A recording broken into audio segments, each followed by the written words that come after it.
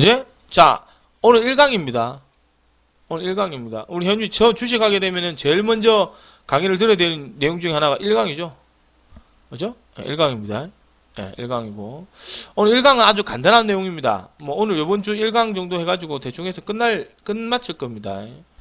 1강은 오늘 뭐 요번 주 하면은 아마 끝나겠네요. 보통 한 강좌를 하게 되면은 보통 한 2주 정도 걸립니다. 2주에서 많이 걸리면 3주 걸릴 수도 있어요. 근데 중요한 거는 하다 보면 이렇게 겹치는 부분인데 오늘 다행스러운 거는 우리가 대형주와 개별주에 대해서 조금 분석해서 강의를 해드려야 되는데 오늘 또 때마침 또 대형주 시장에도 좀 장세 흘러가서 아마 회원님들한테 강의 들으시면 좀 이해하기가 좀 편리하실 겁니다. 목차 이렇게 정해놨습니다. 그죠? 예, 시간적 의미도 있던가? 요게. 시간적 의미도 있던가? 주식의 시간적인 의미. 요것도 강의 처음에 좀 해드렸죠. 큰 맥락에서. 자, 한번 들어가겠습니다. 급등주 3박자. 아주 중요하다 얘기해드렸죠. 그죠? 시간적 의미도 얘기해드렸고, 그 다음에 대형주와 개별주 얘기해드렸고, 급등주 패턴 얘기해드렸죠. 지금 매매 기법에 대해서 이제 우리가 뭐 목차라든가 해서 설명드리도록 하겠습니다. 오케이? 처음 방송 오래되신 분들은 죄송스러운 말씀이지만 좀 지루하게 흘러갈 수는 있을 거예요. 왜냐하면 이 강의 내용 자체를 우리 회원님께서 많이 들으셨기 때문에 상관없지만 이제 처음 들으신 분들은 이 강의 내용을 정말로 꼭 기억을 하셔서 아무것도 아닌 것 같이 보이겠지만 이런 기본적인 개념이 머릿속에 있으셔야지만 주식하실 때 이래 흘러가니까 오늘 내가 못 먹겠구나. 오늘 같은 장세는 외국인들 돈을 처먹구나. 주가가 떨어지더라도 내가 보는 점에 가는구나. 며칠 전에 우리가 주가 떨어졌을 때 3D 철수, DMZ 다 먹었잖아요. 그때 주가 폭락했을 때 우리는 쫙다 우르르 안 먹고 좋아했잖아. 그럼 대응하는 거 아무것도 없지. 그지? 그때는 대형주 외국인들 못 먹어요. 오늘 같은 날 우리가 하는 것처럼. 한번 봅시다. 자, 대형주와 개별주의 차이점에 대해서 좀 우리가 회원님들이 아셔야 됩니다. 한 30분 정도 강의하가 말할 건데요. 30분 강의하다 말할 건데. 또 회원이 왜 이렇게 적게 들어왔노? 혹시 우리 방이 제일 많아요? 예.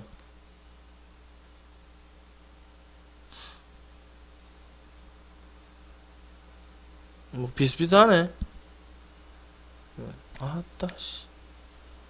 사람 없다. 다 지금 주식하는 사람 다 나갔다더만. 주식하는 사람도 다 나갔대. 아까 우리 보니까. 자, 봅시다.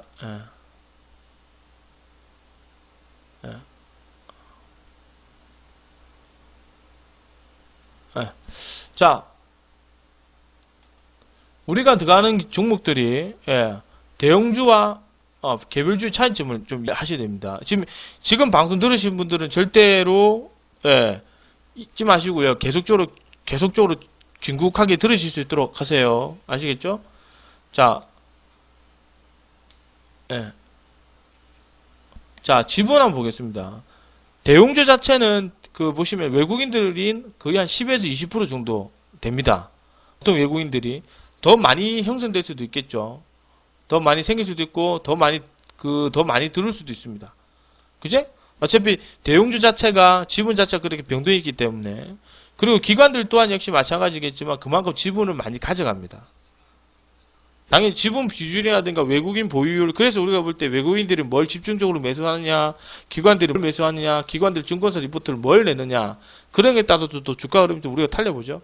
그리고 특수관계인들 지분이 20에서 25%밖에 안 됩니다. 즉, 예를 들어서 삼성이라는 지배구조를 봤었을 때, 그죠? 삼성전자에 관련된 지배구조 봤을 때는 거의 분석되지는 않겠지만, 그룹 관련 주문이 지켜보게 되면 이렇게 연쇄 반응이 되어 있죠.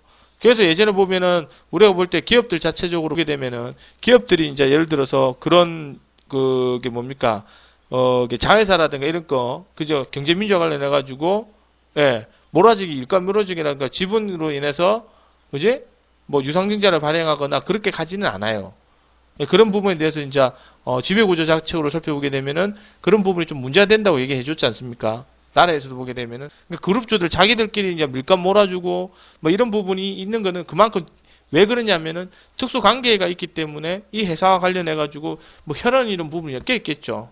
대기업들 자체가. 그래서 그런 부분이 지분에 연계되어 있기 때문에 이런 부분은 주가가 봤었을 때 크게 급등하지는 않아요. 좀 안정적으로 간다는 얘기죠. 그리고 이제 개인 및 기타 자사주라든가, 이래가지고 뭐, 자산운용사들, 이런 것도 뭐 기관들이 되겠다, 그죠? 그러니까 지분 전황을 보게 되면 이렇게 돼요. 근데 중요한 건 보겠습니다. 개별주로 한번 넣어볼게요. 개별주는 어떻게 되냐면, 외국인은 비중이 적어요. 안 합니다. 거의 뭐, 기관들도 거의 안 합니다. 개별주는. 진짜 많아요, 5%고요. 요새는 기관들도 많아봐야 5%예요. 좀 기관들이 좀 지분이 좀 많아가지고 이게 좀 올라가는 종목들은 우리가 볼 때 코스닥 관련 종목이 조금 무거운 종목이라든가 우리가 봤을 때 조금 수급이 좀 좋았던 종목들, 그제? 그다음 우리가 봤을 때 조금 괜찮은 종목들 있잖아요, 그죠? 뭐 예를 들어가지고 뭐 SK 하이닉스 뭡니까 뭐 KG 몰리언스라든가 뭐 이진시스라든가 다날이라든가 조금 뭐 휴대폰 부품 관련 종목이라든가 자동차 부품 관련 이렇게 좀 덩치가 좀 큰 종목들. 뭐 만원대, 2만원대 이런 종목들이 기관들이 좀 들어와서 장난을 좀 많이 쳐요. 그리고 반대 뭐 특수관계인들이 보시면 보통 30에서 35% 됩니다. 좀 예를 들어서 주식 담보를 통해 가지고 담보 대출을 받아가지고 주식 좀 끄집 올린다거나 그런 식으로 해서 이제 우리가 볼 때 뭐 주식을 담보로 해서 여러저래 묶여 있습니다. 그러니까 보통 특수관계인들이 지분이 좀 많아요. 근데 이 특징이 뭐죠? 외국인들과 기관은 거의 없어요. 그리고 뭐냐면 개인 및 기타, 즉 최대 주주가 보통 25에서 30, 40% 정도 되고 있습니다. 보통 제일 좋은 건 한 35%가 딱 좋거든요. 35% 선호가 딱 좋아요. 왜냐하면 이 친구들이 그게 35% 가진 이유가 뭐냐면 요 35% 중에서도 우리가 볼 때 실제로 그 금감원에 신고된 거는 35%겠지만 자명계좌를 통해서 그죠? 경영권 방어를 위한 그래서 이제 자명계좌를 통해서 보통 한 15에서 20%를 좀 더 매입을 해놓거든요. 15에서 한 20% 정도를 매입을 해놔요. 이거는 보지 않는 거예요. 이거는 저는 그렇게 생각합니다. 회사가 탄탄하면 탄탄할수록 그 개인들의 이제 그 뭡니까 최대 주주 자체가 지분이 많이 높아요. 지분이 많이 높고 뭐 경영권 방어할 필요도 없어요. 한 60% 50%에 들고 있습니다. 이미 50% 이상 되면은 뭐 자기들 다 공짜공짜 다 해먹으니까 중요한 게 뭐냐면 지분 자체가 변동폭이 되게 30%는 되게 애매하죠. 그죠? 그런 종목들이 뒤에서 보면 자명계좌를 통해서 이미 경영권 방어를 할 수 있을 만큼의 지분을 확보를 해놓습니다. 그죠? 이게 보이지 않는 거죠. 세력선 종목일수록 이런 것들을 잘 이용해봅니다. 이런 것들. 무슨 말인지 알겠어요? 이런 것들. 이런 것들. 이런 거를 지분 변동을 많이 해놨다가, 그죠? 해놨다가, 다음에 주가 조작할 때 써먹죠. 주가 만약에 급등하거나, 이런 식으로 해보면 이거 팔아먹는 거라. 실제적으로 우리가 볼 때 지분이라는 거는 35% 정도 가지고 있는데, 근거에 뭐라죠? 너가 왜 주가 급등 사유 밝혀라. 왜 급등하니? 물어보게 35%밖에 없었기 때문에 주가 급등 사유 없어. 그런데 뒤에서는 15에서 20% 정도를 다 전문적으로 자신한테 놈한테 넘겨버리는 거죠. 무슨 말인지 아시겠습니까? 넘겨버리는 거죠. 그래서 우리가 보통 보게 되면은 개인들이나 기관들 보게 되면 지분 비율 자체가 되게 35% 전후가져요. 한 50% 되거나 이래버리면 웬만하면 일반적으로 봤었을 때 좀 찝찝합니다. 왜냐하면 주가가 좀 어느 정도 올라가게 되면은 지분이 많은 그 기관, 그 대주주는 주가가 좀 많이 올라가면 팔아먹거든요. 그러니까 그런 부분을 또 잘 생각을 좀 하셔야 되고요. 그지? 그 다음에 이제 주가 상승 원동력을 한번 보겠습니다. 이제 주가 상승 원동을 좀 살펴보게 되면은 우리가 지금 증중에 보여드는 건 비교를 하는 거예요. 주가 상승 원동을 좀 보게 되겠습니다. 시장의 모멘텀에 좀 동질합니다. 예를 들어서 시장의 모멘텀 예를 들어가지고 양적 완화 정책에 관련해서 이번에 우리 현님 적어놨던데 윙의 양적 완화 정책에 관련해서 철강과 화학이나 조선 관련 종목이 지금 같은 날에 움직일 수 있습니다. 뭐 이런 얘기가 좀 나오더라고요. 수혜주가 될 수 있습니다. 그건 좀 돌이켜봐야 되겠지만 지금 현재 보면 시장의 모멘텀에 동조합니다. 즉 시장의 모멘텀을 중심으로 해서 주가가 좀 많이 움직이는 경우가 좀 있어요. 예를 들어가지고 뭐 저번에 차화정이라든가 뭐 이런 식으로 유가 급등이라든가 뭐 이런 식으로 뭐 원자재 급등이라든가 이런 거에 되게 민감합니다. 환율 이런 부분에 그지? 되게 민감합니다. 그죠? 그다음에 또 중요한 건 뭐냐면 외부적인 그죠? 그지? 요인에 그죠? 되게 좀 뭐니까 동조하지 않습니다. 즉 내부적인 요인보다는 그죠? 우리가 봤었을 때 외부적인 거 크게 좀 많이 그지? 엉키는 경우가 되게 많아요. 내부적인 거 해봐야 북한 리스크 정도밖에 없죠. 우리나라는. 아니면 뭐 자연재해라든가. 대부분 우리나라는 보시면 사업 구조 자체상 전부 다 수출 쪽으로 위주로 하는 거기 때문에 고부가제적인 사업을 제가 저번에 얘기했지만 하는 나라라고 얘기했습니다. 그죠? 당연히 그렇기 때문에 우리나라는 글로벌 시장의 악재에 되게 민감하게 반응할 수밖에 없어요. 그리고 지금도 그렇지만 예전도 그렇고 10년 전에 20년 그렇고 외국인들 기관들이 주체입니다. 다 필요 없어요. 외국인이 사면 올라가는 거예요. 오늘도 주가 보셨죠? 외국인이 사면 올라가요. 기관 사면 조정이고 개인이 사면 떨어져요. 이런 기본적인 논리가 확률적으로 되겠거든요. 계속 그래 흘러갑니다. 앞으로도 계속 흘러갈 거고요.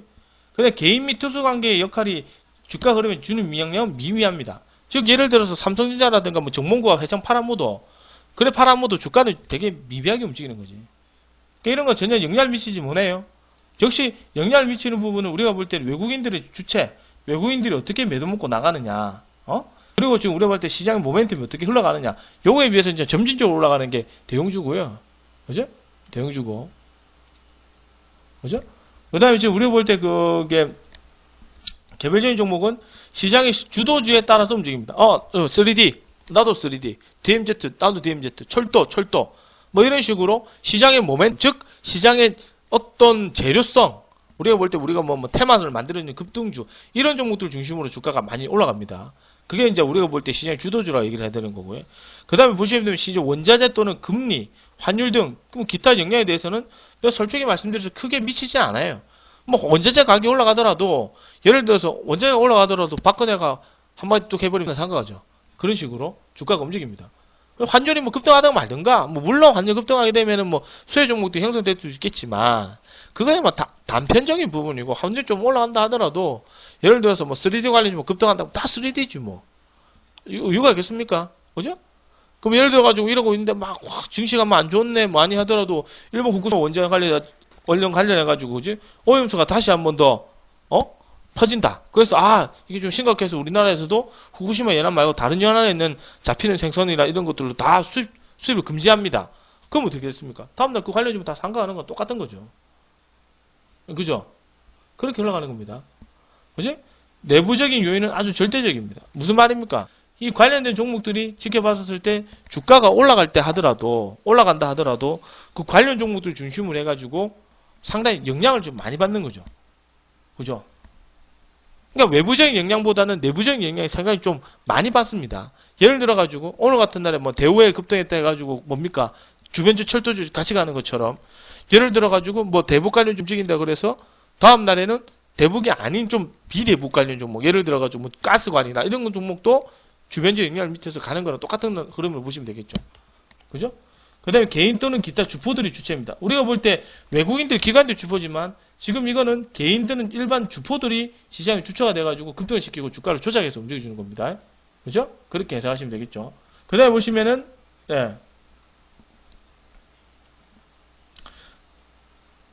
그 다음에 보시게 되면은 5번. 공시로 장난을 많이 칩니다. 그지? 공시 장난 많이 칩니다. 뭐, 예를 들어 장 마감하면서 이상 공시보다는 뉴스죠. 우리가 소위 말하는 뉴스빨. 예를 들어가지고 어떤 증권사에도 돈 주고 뉴스잖아. 그런 것 때문에 다 움직이는 겁니다. 며칠 전에 DMZ 관련해가지고 주가를 봤지만 이 새끼 이상 기사 내가지고 다음날 주가 떨어졌잖아요. 그 뒤로 어떻게 됐으면 코아스. 더 매집에 결국 2,000원까지 왔죠. 저 종목뿐만 아니라 웬만한 종목들은 다 저런 식으로 다 움직였죠. 그죠? 그렇잖아요. 저는 돈 주고 계좌를 쓴다고. TPC도 보게 되면은 뭐 여러 가지 3D 프린터 관련해 완성품 관련해가지고 좀 뉴스가 나왔잖아요. 뉴스라기보다는 기사거리죠. 그래가 장중에 상가 가버리잖아요. 그런 식으로 인마들은 기사라든가 이런 거를 개인들이 주포들이 직접적으로 주체가 돼서 어떻게든 주가를 조작해서 주가를 많이 움직여주는 경우가 되게 많습니다. 그죠? 그렇게 한번 하게 하시면 될 것 같고요. 좀 이해하시겠습니까? 또 나눠 사람들 방송 또 안 듣는 사람들이 또 나중에 또 와가지고 뭐 못 들었니 말았니 이런 얘기하면 되게 짜증이 날 건데 그지? 나 참 그죠? 어디 가십니까 다들? 요새 점점 출시가 못하더만 그지? 한번 봅시다. 그 다음에 여기까지 또 할게요. 지분 또 했죠 그죠? 자 연소선이 파동이 돼서 좀 보고 한 20분 가기 정도는 마치도록. 앞으로 시간 많아요 그지? 기부터 하고 잘 들어놓도록 하시기 바랍니다. 자 또 봅시다. 자 대형주 보겠습니다. 잘 기억을 하세요. 연소성이 되게 부족합니다. 왜냐하면 대형주가 급등주가 아니기 때문에 연소성이 되게 부족을 해요. 되게 부족합니다. 연소성이. 올라가고 내려가고 그러진 않겠지만, 이게 지금 자료를 만든 게 2010년도에 만들었거든요. 2010년도나 2009년인가 이렇게 만들었는데, 지금 시간이 한 3, 4년 정도 지났습니다. 3, 4년 지났는데도 지금 보시면, 연소성이 부족한 건 맞아요. 근데 중요한 게 뭐냐면, 쏠림 회사에 나오면 그냥 가더라고요. 그죠? 계속 갑니다. 개념 없이. 외국인들, 기관들이 이제 주체가 되기 때문에 대놓고 철려요. 아예 지금은 뭐 예전 같았으면 전날에 한 4% 정도 올랐으니까 한 이틀 정도 조정받아야지. 이렇게 조정받고 좀 또 한 2, 3% 움직이고 그렇게 움직였거든요. 그러니까 지금은 아예 대놓고 올립니다. 그냥 3일 평 달고 와요. 완전히 뭐 급등주만큼 더 심하게 움직입니다. 아니, 돈이 적극적으로 다 쏠리죠. 돈이 정말 대놓고 뭐 밀어붙입니다. 그렇지. 퍼센테이지로 생각해버리면은, 솔직히 얘기해가지고 차트 모양이라든가 흐름만 보게 되면, 그지? LG화학이나 뭐 다른 종목에 상관없이 똑같아. 내가 볼 때는. 그럼 단지 그 퍼센테이지 올라가는 퍼센테이지가 틀리죠. 뭐 그게 말 갖다 붙여가지고, 가치 투자다. 이렇게 해서 말이 갖다 붙여서 가치 투자나 만들어지는 것처럼 보이겠지만, 실질적으로 대놓고 보면은 좋은 언론 뉴스나 이런 것들은 기관들이나 외국인들이 그냥 언론에서 흐트려 놓는 거고요. 그런 모멘텀을 통해서 올려놓는다는 거죠. 왜냐하면 더 이상 메리트 자체가 없으니까, 삼성전자는. 그러니까 외국인들도 해먹고 빠져야 되고, 기관들도 해먹고 빠져야 되니까, 많이 떨어져 있구나. 그래갖고 과학주도 대놓고 쳐올리잖아. 철강 이런 것도 대놓고 쳐올리고. 그래놓고 자꾸 저런 쪽으로 몰아가는 거죠, 언론 뉴스를. 안 그렇겠습니까? 그래 또 개인이 많이 물리쁘면 또 다른 또 갈아타고 그렇게 하겠지. 지금은 장소가 좀 바뀌어서 그렇게 흘러가는 것 같아요. 그죠? 외인들과 기관이 주체가 됩니다. 역시 잔파도 형태의 당일 소폭 등락이 좀 형성됩니다. 예. 역시 뭐 하루에 움직여봐야 하루 2, 3% 정도밖에 움직임이 없어요. 그러니까 아무리 대형주 미치지 가더라도 하루에 6, 7%, 8%, 9%, 10% 상가까지 가진 않아요. 그러니까 많이 들어와봐야 대형주는 6%가 한 파동이라고 얘기해 드리는 게 대형주의 파동 길이 때문에 그런 거예요. 아시겠죠? 7%가 한 파동입니다. 아시겠죠? 그 다음에 순환성의 등락. 또 정렬 단발로 좀 적어 나오니까.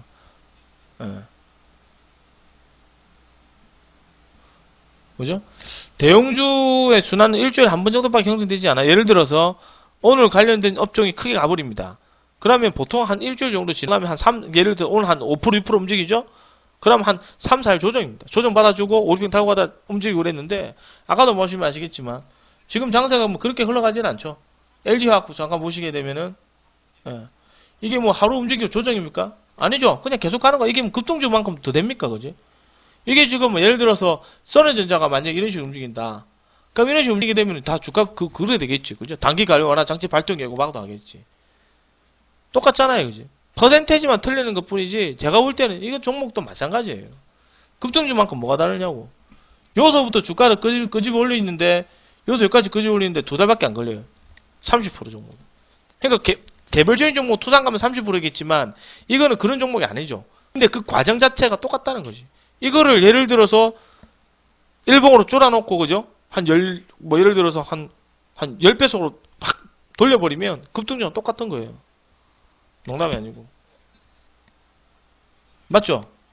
똑같잖아. 이것도 보시면 급등주 그러면 뭐가 달라요? 이게 가치 투자가 제일 가는 거다 생각하세요? 아닙니다. 가치 투자 같았으면 벌써 몇 번에 들어왔죠. 쌍바닥 찍고 지금 들어오는 패턴 자체가 급등주 패턴은 똑같은데. 외국인들 대놓고 물량 쳐올리는데 이게 무슨 주가 조작입니까? 이거 가치 투자의 주가 조작이지. 예전에는 저번에 얘기드렸지만 2007년 이후로부터 대한민국 가치 투자는 죽었다고 얘기드렸습니다. 그죠? 뭐 그런 경우 되게 많고, 예. 그래서 한 달에 한 4번 정도 크게 봤습니다만 이것도 거의 틀린 내용이죠. 지금은 계속 갑니다. 무시가 계속 갑니다. 자, 그 다음에 또 한번 보겠습니다. 기준선, 즉 기타 기본적인 분석에 의해서 시세를 받을 확률은 결국 10%가량 이상 상승 시 당금형을 출현 가능성이 높다. 뭐 내가 적어놨는데 무슨 말인지 정리가 안 되네. 이거 정리해보니까.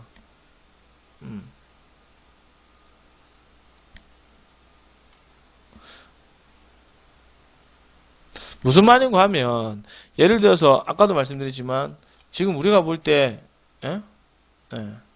우리가 볼 때, 이런 지금 이제 수급 현황으로 보게 되면은, 요 종목이 지금 기본적인 우리가 볼 때 이평선이죠. 이평선을 중심으로 해가지고 단기 시세를 한번 크게 받고 나게 되면은 우리가 볼 때 이제 이평선 중심으로 해서 크게 받게 되면은 주가가 크게 조정이 받아줘요. 그러니까 급등 종목 한번 크게 급등하게 되면은 주가가 확 밀려버리는 경우가 되게 많거든요. 그런데 그 대형주 종목들은 주가 한번 크게 급등하고 나게 되면은 주가가 안 죽여요. 이평선 중심으로 가져가다가 다시 움직인다.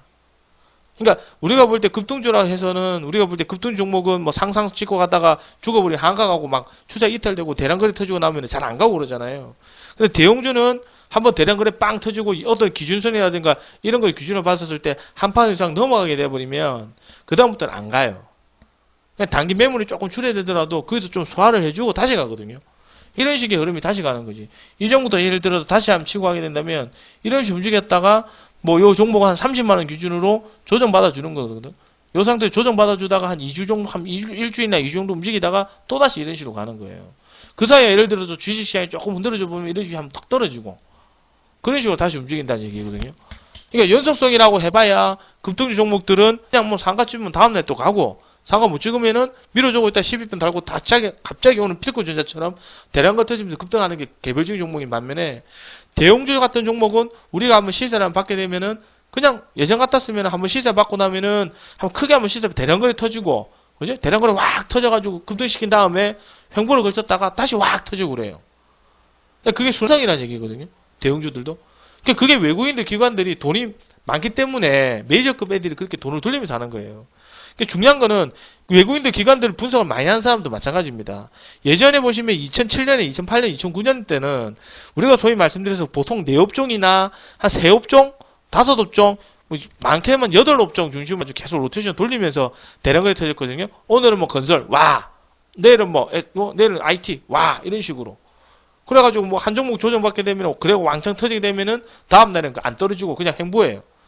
그러니까 이런 식으로 하는 거지. 시총 상위 종목들을 보시게 되면은 대량거래가 일로 이런 식으로 하는 거예요. 뭐 종목들이 형성되잖아요. 대형주 형성되잖아요. 이런 식으로 가다가 또 갑자기 또 옆으로 행보분을 걸치다가 또 행보분을 걸치다가 또 이런 식으로 딱 빵 가고 그래요. 예전에 대형주가 이렇게 움직였거든요. 예전에 대형주가 이런 식으로 빵 급등하고 이런 식으로 가다가 빵 급등하고 이런 식으로 가요. 근데 요새 지금 급등주 대형주 종목들은 아예 대놓고 물량 쳐올리죠. 이런 식으로 그냥 막 무시하고 그냥 가는 겁니다. 지금 정말 이격도가 많이 벌어져 있거든요. 이 정도 종목들은 지금 저평가니 뭐니 얘기 많이 나오겠지만 저평가도 요때고 그렇지. 그렇게 주가가 흘러가고 있습니다. 그죠? 그냥 기준선의 기타 분석이 기본적인 분석에 의해서 시세를 받을 경우에는 10% 이상 상승하고 그죠? 매물 가는 추세가 높다. 매물이나 주가가 떨어진다 해도 많이 밀려주진 않아요. 그냥 조금 떨어졌다가 횡보를 걸치거나 혹은 아까도 말씀드렸지만 예전에는 매물이 딱 떨어지면 모르겠지 지금은 횡보를 걸쳤다 다시 가거나 아니면 그냥 계속 갑니다. 그런 식으로. 그래서 시장이 무너질 때 같이 무너지겠죠. 그죠? 대형주 수급 시 지수만 무실까 끌어올리는 경우가 많다. 역시 말씀드린 오늘 이런 경우죠. 그래서 무슨 장세냐? 빈 VF 장세 얘기를 해줍니다. 빈 VF 장세라 얘기를 해주는 경우가 되게 많습니다. 그죠? 빈 VF 장세. 지금 이 강의를 해드리는 이유는 사람들이 또 봐라. 이거 봐라. 이 또 개념이 있는 사람들인지 아니면 모르겠어. 사람들 아까 60명, 70명 들어왔다 나갑니다. 먹을 게 없다는 얘기죠. 그죠? 이 중요한 내용이 뭐냐면 이런 강의 내용 자체가 지금은 우리 현재 뭐 머리 기사에 보면은 우리가 볼 때 급등주를 할 때 개념입니다. 개념. 이걸 왜 해드리는 이유가 뭐냐면 아무것도 아닌 것처럼 보일지 모르겠지만 이런 기본적 개별주 종목에 대해서 특징에서 열거를 한번 해보시죠. 절대 알 수가 없어요. 왜 그러냐면 지금 우리가 볼 때 연속성이 당연히 좋겠죠. 대형주보다. 왜냐면 주포가 주체이기 때문에 당연히 큰 폭의 등락부 형성될지 모르겠지만 어느 정도 대량 거래가 터지기 전까지는 우리가 볼 때는 크게 움직여줄 거거든요. 이런 부분. 그지? 그리고 보시면 순환성의 테마가 순환이 되면서 보이겠죠. 나중에 테마성 순환도 할 건데 테마성 순환보다는 단발적으로 크게 먹을 경우 2주 정도면 끝납니다. 그러니까 저번에 얘기도 했지만 그냥 A급 종목들이 수급 받아가지고 주가가 움직일 경우에 한 2주 정도 지나면 그건 끝나는 거예요. 그러니까 보통 그냥 상상 조정 상상상 조정 상상상 투매 끝 안 보는 거죠. 그러니까 단계로 그렇게 빨리 해먹을 것 같은 놈들은 한 2주 정도 다 해먹고 나가버립니다. 그게 급등주예요. 근데 대형주 종목은 아까도 말씀드렸지만 좀 안정적이라는 게 장점이 있지만 단점은 그만큼 길게 보셔야 되고 한 달, 두 달 보셔야 하고 그만큼 들고 가야 돼. 꾹 참고 들고 가야 됩니다. 30만 원까지. 예를 들어 LG화학 같은 거. 그러니까 24만 원에 들어와서 한 20% 먹었겠죠. 그래 20% 먹나? 그래 20% 먹나? 그래 20% 드시나? 뭐 며칠 전에 추천해가지고 뭐 다른 종목 한 20% 먹나? 똑같은 수익률입니다. 내가 생각할 때는. 뭐 현대차 20% 먹나? 다른 종목 들어가가지고 뭐 철수 관리 종목 들어가 20% 먹나? 써내전자 같은 종목 20% 먹나? 똑같은 수익률이에요. 뭐 현대차 20% 먹는다 해서 차 할인해 주는 건 아니겠죠. 그죠? 중요한 건 급등주는 그만큼 시세 흐름이 그 리스크가 높은 반면에 수익률을 그만큼 많이 따라준다는 그 장점이 있습니다. 단점은 잘못 들어가면 물리쁘면 박살나는 거죠. 그래서 우리가 볼 때 대형주라든가 종목들 비중을 실을 때는 그만큼 적게 좀 실어가면서 하는 거예요. 기본적인 분석이 영향 적게 받고요. 기본적인 분석이나 기술적인 분석 되게 뭐 가볍습니다. 우리가 볼 때 이거 보면 코스닥 거래소주의 시장에는 뭘 들어오냐면은 기술적인 분석까지 같이 보거든요. 기술적인 분석 같이 봅니다. 우리가 알고 있는 건 총망라해서 보는 게 좋고요. 그 다음에 개별주 종목이나 급등 종목들은 기본적인 분석에 의해서 받고 중요한 건 뭘 보시냐면 수급에 의해서 종목을 봅니다.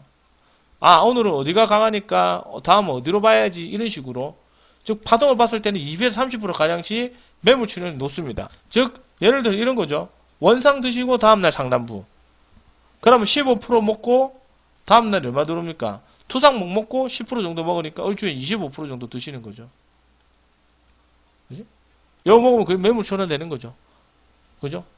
그리고 한번 죽으면 지하실로 계속 끌려갑니다. 보면 말씀드리지만 종목을 잘못 잡으셨다가 한 물리면 예단 같은 거 보시죠. 상패되면 끝입니다. 무슨 말인지 이해하시겠어요? 예당 지금 뭐 상패되죠, 그죠? 저런 거 쓸데없이 뭐 핫다 들어간 사람들은 나가야 되는 거지. 그러니까 대형주는 그런 일은 거의 없죠. 그런 일은 거의 없는 거예요, 그죠?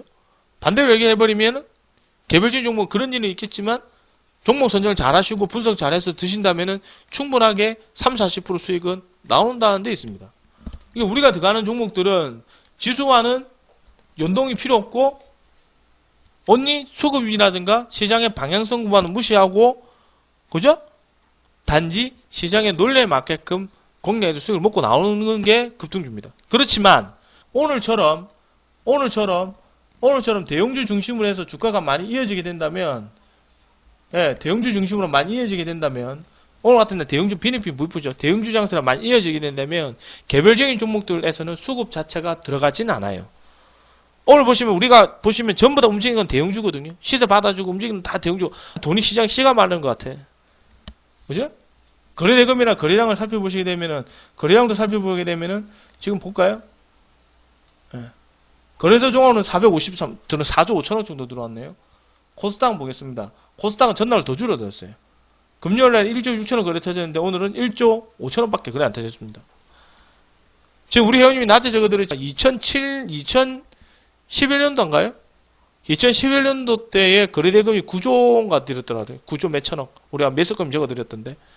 그 다음에 2012년대가 거래대금이 뭐 거의 한 6조, 7조 이래 되더라고. 그지? 근데 지금 거래량은 지금 4조 5천억 이거밖에 안 돼. 4조, 6조, 5조 이렇게밖에 안 돼요. 지금. 그만큼 거래대금이 많이 줄어들었다는 얘기는 먹을 게 많이 없다는 얘기죠. 그죠? 이렇게 흘러가는 게 급등주입니다. 이해하시겠습니까? 지금 개별주 종목들의 특징에 대해서 잠깐 다시 한번 얘기를 해드리냐면 다른 거 없이 대형주는 어차피 외국인들과 기관들이 주포가 되기 때문에 비니핀 부풀장세, 즉 금마들을 중심으로 끄집어 올립니다. 어차피 저 종목들은 주가가 많이 떨어지거나 하한가 갈 일은 없죠. 서브프라임 모기지 때 아닌 이상은 그런 날에 나오지 않는 이상은 뭐 현대차가 하한가 가고 뭐 삼성전자가 하한가 가고 그런 날은 없어요. 그렇기 때문에 사람들이 하한가를 안 간다는 안정감이 있기 때문에 그만큼 주식을 사는 거거든요. 대형주도. 근데 그 대형주도 예전에 비해서는 그런 우리가 순수한 가치 투자의 개념은 벗어났다고 봐요. 어차피 급등주처럼 패턴대로 움직이니까 급등주 패턴에 들어가서 홀딩만 하면 되는 거예요.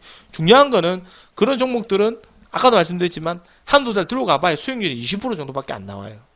어차피 하루에 움직이는 폭 자체가 되게 약하기 때문에 뭐 저 종목에 상가를 가면 문제가 되겠지만 상가 가지 않고 많이 가봐야 뭐 5% 6% 그러고 조정 또 행복을 쳤다가 또 5% 6% 이런 식으로 가는 거기 때문에 그 종목 들어가서 5% 6% 드실 바에는 아싸리 그냥 단기 종목 들어가서 그냥 6% 7% 먹고 나오는 게 나는 좀 더 낫다고 생각 들겠죠. 유황이면 내 수익률을 좀 더 많이 불려줄 수 있는 종목. 반대로 얘기를 해드려서 직장인 다니는 사람들은 당연히 그런 종목들, 우리가 볼 때 대형주라든가 좀 안정적이고 리스크가 좀 덜한 종목들, 예를 들어서 출장 가시더라도 어디 가시더라도 매도를 못한다도 다음날 크게 주가 영향을 미칠 수 없는 종목들 위주로 사셔서 주식 투자를 하시는 게 맞고요. 단타라든가 대의 하시는 분들 입장에서 보게 되면은 그런 대형주 종목 잡으셔도 되게 줄합니다. 하루에 움직여봐야 0.5%밖에 움직임이 없기 때문에. 그래서 그런 종목 매일사가 매번 이렇게 모니터링을 하시면서 보시면은, 그죠? 눈에 레이저 나옵니다. 그지? 눈에 레이저 나와요. 오히려 그런 종목보다는 수급 우선을 해서 좀 들어가시더라도 파동기를 최대한 많이 드시고 나와야 됩니다. 중요한 건 뭐냐면 대형주는 그만큼 리스크가 적기 때문에 비중은 보통 한 30%, 25에서 30% 실어가거든요. 그런데 반해서 급등주 종목은 리스크가 크기 때문에 그 절반 정도를 들어가시는 게 딱 좋아요. 한 10에서 15%? 좀 그 다음에 좀 적응이 되시고 이 환경에 대해서 좀 등재돼서 개념 정리 확실히 되신 분들은 20%, 30% 잡으셔도 그만큼 수익을 뽑아가기 때문에 상관이 없다고 생각이 들거든요. 이게 가장 기초 중에 완전 기초입니다. 그러니까 대형주와 급등주에 대해서 개념을 알아야 되겠죠. 그래서 예전에 우리 낮에도 설명드렸지만 증권사 다니는 사람들이 저번에 아까 낮에 설명드렸지만 2011년대나 2010년도 때 오히려 더 화랑이었어요. 뭐 서브프라임 모의 때가 더 좋았다고 생각이 들거든요. 그때 주식 투자를 했던 사람들이 갑자기 그 자산 운영사들이 자산 운전도 그렇지만 그게 자본이 큰 개인 투자 10억 이상 계좌 뜬 사람들이 전부 대형주에 들어갑니다. 주식으로 사죠. 근데 더 이상 이제 크게 주가 메리트도 없고, 뭐, 부동산 정책이 또 부동산도 엉망이고, 중소층이 몰랑되니까 뭐 주식 투자하는 사람도 없고, 이런 복합적인 요인도 있겠지만, 더욱 중요한 게 뭐냐면은, 주식 시장에 있어서, 지금 이제 보시게 되면은, 외국인들 자체가 예전처럼 그렇게 가치 투자를 안 하는 데 있어요. 그러니까 외국인들 기관들도 거의 뭐 투기적으로 주가를 돌리거든요. 대놓고 지금 저런 식으로 움직이기 때문에 저런 식으로 그러면 가면 갈수록 뭐가 형성되냐면 지금 올라가는 건 상관이 없어요. 중요한 건 떨어뜨릴 때가 문제예요. 삼성전자 보세요. 최대 시세 발표해놓고 주가가 떨어지는 거 보세요. 대한민국 종목이 시총 1위가 저 따위로 움직입니다. 셀트리온 보세요. 공매도가 아무리 강할지 모르겠지만 예전엔 공매도 없었습니까? 2007년, 2008년 공매도 없었어요? 2005년 없었어요? 다 있었어요. 그런데 공매도가 저런 움직이면서 기관들이 개입을 하고 저기 움직이니까 주가가 코스닥 시총 1위가 한가고 다음에서 한가고 그래요. 저게 진정한 가치 투자라 생각하십니까? 아니 코스닥 시총 1위가 가치 투자가 1위인데 뭐 삼성전자가 가치 투자 진정한 가치 투자 아닙니까? 역설적으로 얘기해버리면 왜 그럼 시총 1위겠어? 그만큼 자산이라든가 이런 재무표가 탄탄하고 기업 앞으로 실적이라든가 그만큼 회사 성장이라든가 가능성이 높기 때문에 시총 1위 아닙니까? 안 그래요? 그죠? 그만큼 영향을 많이 미치니까. 근데 그런 종목들조차도 공매도 성향 하나 때문에 주가가 한가를 가버리는 장세니까 이게 대한민국 시장이 그만큼 썩어 문드러진다는 데 있지. 그러니까 2007년부터 시작해서 외국인들 기관들 자체가 바뀌어버리는 거예요. 이해를 좀 하시겠습니까? 그런 흐름이 좋은 게 아니에요, 결코. 예전에는 2005년, 2004년도 때는 외국인들 기관들이 돈을 퍼뜨리면서 진짜 순수하게 투자를 했거든요. 그죠? 왜냐면 별개로 움직인다. 가치주, 대형주는 대형주, 급등주, 급등주. 이런 움직였는데, 지금은 장세 자체가 너무 혼탁하게 바뀌어서 그런지 모르겠는데요. HTS 많이 그런지 모르는데, 급등주가 급등주 움직이지만, 대형주 종목이 급등주로 움직여요. 그러니까 이게 외국인들 돈을 쏠렸다가, 그냥 뭐 마음만 먹으면, 보셨죠? JP 모건에다 대놓고 지금 악재성 리포트를 작성해 내버린다고. 그래놓고 밀어버리잖아. 100만까지 밀어준다고. 120만 밀어버렸죠. 이런 식으로 만들어버리는 거예요. 이게 예전에는 이런 게 없었거든요. 지금 올해 유독 또 이렇게 나오기 시작합니다. 그죠? 이렇게 올라가는 게 안 좋은 거예요. 이해를 좀 하시겠습니까? 자, 오늘 그 녹화는 일단 여기까지 좀